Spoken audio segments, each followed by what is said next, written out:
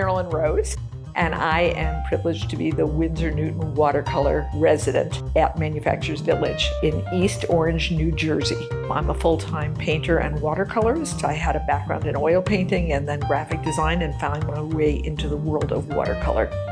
I originally thought of watercolor as being a very quiet medium. In college, we didn't have courses in watercolor. I'm largely self-taught in the world of watercolor, and I teach my own classes. I always tell my students that you want to learn everything that the paint and pigment do, the materials and the brushes and everything else, and then let them lead you. To me, watercolor has informed my life probably more than my life has informed my watercolor.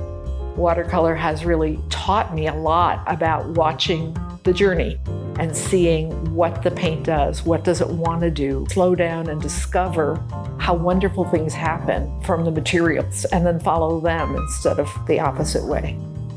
I get my inspiration from the things around me. I'm exploring the edge of abstraction, so the edge between the literal and the abstract, and also between the urban world and the more aesthetically pleasing world. And that tension really is something that I love to incorporate together. So my creative process, it's a combination of a visual and a feeling. If I'm doing something smaller, I will definitely do a little thumbnail sketch. I usually have some photo reference or several photo references to give me an idea of what it's going to be. I tend not to copy photos. I'm a big one about it's a translation, not a transcription. So sometimes my worst photos become my best paintings because I have to rely on my memory and my feeling about it.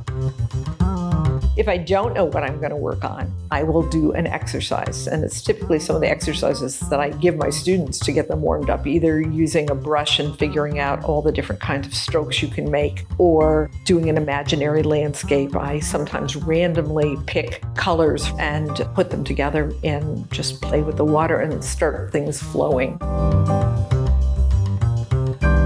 When I decide to work on a full-size sheet of paper, I tend to work on an easel when I'm working on a large piece, at least to start it, because I use my whole body for the brush strokes, and to use really big brushes. I look at watercolor as kind of chiseling away, whereas working in acrylic or oil, it's like working with clay and creating a sculpture. It's additive. So I like to chisel away at the whites on the paper using big flat brushes and really covering as much of the surface as I can and getting me that kind of the energy of the piece. The 300-pound paper withstands a lot of water. It stays very flat. And the 140-pound paper also is a wonderful surface. It just soaks in enough, gives me enough drying time. So the Winsor Newton paper has been a wonderful discovery for me. The nice thing about working on a big piece of paper is the paint has further to travel. And as it's traveling, it does things. The paint has a mind of its own, whether it's a granulating color like your ultramarine ash or the French ultramarine. You start to understand what all the different colors do and how they all act differently. And then a big piece, I will put on the floor and actually splash the piece. You're using your whole body. So that's the kind of energy of it. Working in a community of artists is very exciting. A lot of my work is very urban oriented. I like the grittiness of the city, and the minute I looked out my window and saw these wonderful walkways, it was like, this is a subject meant to be. And then materials-wise, having access to Winsor Newton's wonderful paper and pigments and being able to fling the paint in a space where I have so much room to do that has been a dream. When you talk about seeing the world through the eyes of an artist, you're talking about putting another lens on.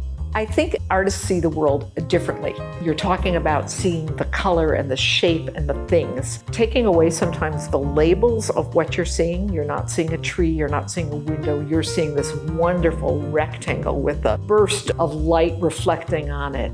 I always tell my students that there's something the artist brings to their vision of a place, and then it shows up in the work itself. You're seeing the special thing when you're seeing through the eyes of the artist.